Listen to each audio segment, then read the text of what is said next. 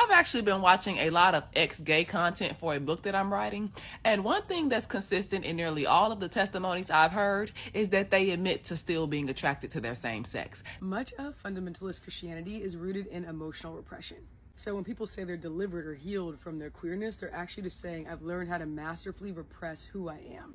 I love this video, and Chris is absolutely right. Most ex-gay Christians will not say they've actually been delivered from homosexuality. They'll just say they've learned how to stop feeling their queerness. They've learned how to stop giving into their queerness. Of course, the fallacy here is that someone can deny their queerness and still be their authentic self. When queerness is not a sin, it's actually a part of someone's being.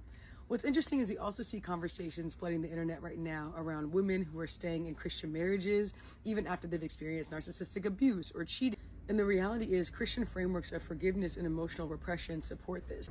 So whenever we look at Christian content, we say, how could someone stay in this marriage? How could someone deny their sexuality? How could someone forgive this atrocity?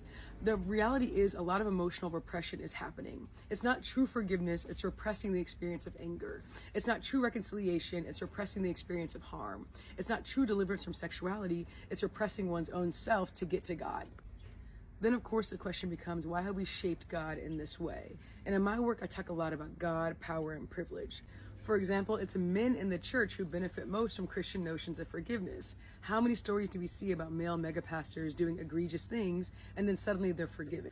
When it comes to keeping queer folks out of the church and away from the pulpit, cis heterosexual people are able to insulate their own religious power by doing this. And when it comes to encouraging emotional repression instead of emotional processing, the church benefits from this.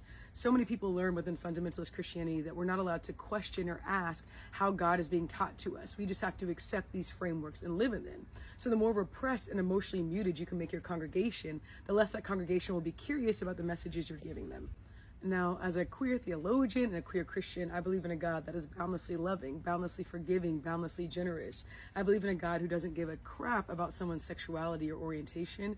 I believe in a God who asks us, what is the heart we are bringing to the table? How are we showing up for other communities? How are we showing up for marginalized communities? How are we creating love and healing and hope in the world? So often Christians tell me that a God that's so loveful and a God that's expansively loving is easy. But I'd say that most of us spend a lifetime doing the work of trying to accept ourselves as we are.